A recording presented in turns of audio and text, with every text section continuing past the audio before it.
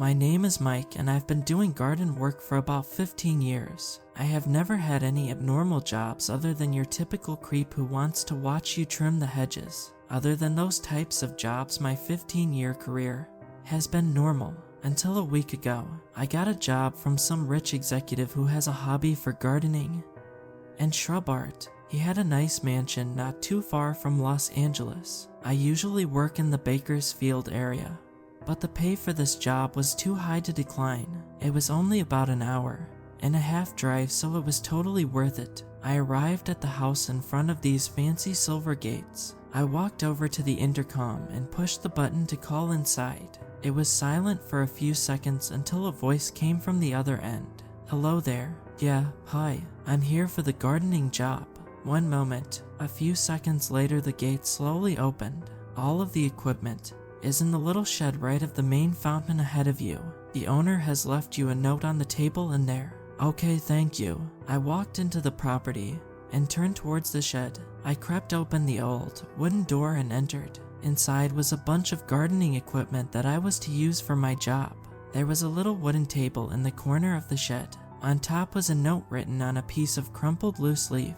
The note had an old coin resting on top of it. I picked it up and put it in my pocket. Then I started to read the note. Hello, I am the homeowner, Mr. Glensworth. I have left you this note to make sure you do the finest job you can on my prized shrubbery. Before you get to work, there are a few rules I need you to follow. Number 1, make sure the blades of the saws are fully secured before starting. I want very precise cuts. There should be no wiggle room for the blade to move. Fair enough. Number 2, never enter my house for any reason. I don't care what the situation is. Do not enter. The only time you shall enter is if Rule 10 applies. Number 3, if an older, balding gentleman wearing a suit exits my home and tries to talk to you, ignore him. Just continue with your duties, and he will eventually wander off. Strange. Number 4, if you hear someone call your name, you didn't. Just ignore it. Is this some sort of joke? Number 5, at some point during your time here, my dog will approach you. If his tail is wagging, rub him on the head until he walks away. If his tail isn't wagging, drop everything you're doing and leave. You will still be paid for your time. Do not under any circumstances refuse to pet my dog. I will be angry. This dude is a creep. Number 6, if a maid asks you if you would like anything to drink, decline. It will try to poison you. Number 7, if you hear a screech coming from the forest, get inside the shed as fast as possible. Sit down on the floor and close your eyes. Stay in that position until a second screech is heard. I will get you if you do not. What the hell is this guy talking about? Number 8, there's a chance that a limo will enter my property. If this is to happen, enter the back of the limo. Try to remember the path you took. It will take you to a random location within a few miles of my home. Once you get dropped off, try to make your way back. If you get lost, then the best thing for you to do is pray that your death is quick. Death? This better be some sick joke. Number 9, if a man approaches you claiming to be me, then kill him. That is it. Do not kill him if he says rule number 9, that is the real me. It's rare that the real me will be there, so make sure. I don't like this. Number 10, this rarely happens. In the case that all the staff comes running out of my home, you need to enter. Find a bathroom and look in the mirror. Number 10A, if you see yourself, then exit the home and continue your duties as normal. Number 10B, if you see no reflection, close the bathroom door and be completely silent. If it enters the room, do not react or move. It may circle around you. Whatever the case, do not react at all. It'll eventually leave. Once it leaves the bathroom, look in the mirror again. Repeat this process until you see yourself in the reflection. This can't be real, right? I placed the note in my pocket and grabbed my gear. I headed out to the first shrub and started to work. About 10 minutes and I heard my name in the distance. I was about to look, but I remembered rule number 4. Horrified, I continued to clean up the shrub. About an hour went by and nothing unusual happened. I was around 20% done with the job when I heard panting behind me. Suddenly a loud bark made me jump and yelp. I turned around and saw a golden retriever with a purple collar, his tail wagging steadily. I put the saw on the ground and started to pet the dog. 5 minutes passed, and the dog didn't move. After about 10 minutes, he stood up and walked away. Finally, I thought, As I watched the dog happily trot away, I saw an older, bald gentleman in a suit hastily walking in my direction. Fear washed over me. I quickly picked up the saw and got right back to work. I heard the sound of footsteps stop behind me. "Excuse me, sir." His voice sounded like how you think a British monarch would speak. He repeatedly spoke that phrase for about 7 minutes when he finally stopped. I heard him stroll away. Relief hastily washed over me. I continued to do my job. Some time passed without any event happening. This has to be some TV prank, right? I thought. Just as this left my brain, an elderly woman tapped me on the shoulder. It really spooked me. I quickly gazed towards her. Her wide smile was unsettling. "Would you like something to drink? A water maybe?" Her voice was frail. I was really parched and could definitely go for water. But I knew what would happen. "No, I'm okay. Thanks though." She turned around in a perfect 180. The smile never left her face. I was curious as to where she was gonna go, so I watched as she walked away from me. When she got to the fountain, I expected her to turn right and head into the home, but she never did. She kept walking straight towards the woods. When she reached the edge of the property, her head quickly flicked in my direction. She was now staring at me. Her smile now faded. I jumped and quickly turned around. I took 1 or 2 deep breaths and looked back.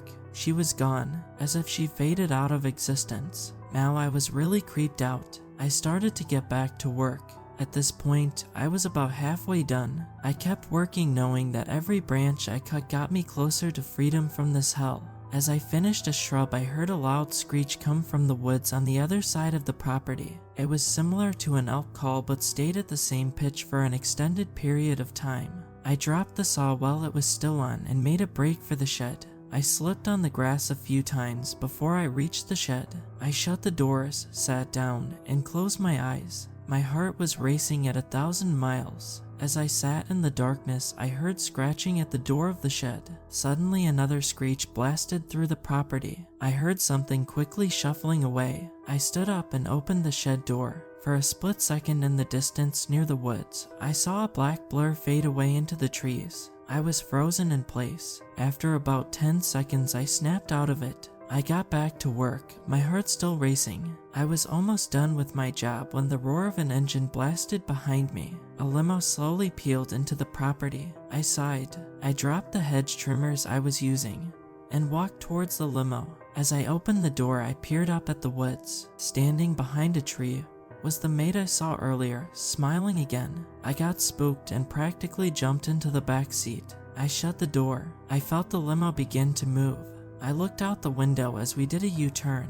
Remember the path I take repeated in my mind. The ride totaled about 10 minutes. I had a basic idea of the path we took.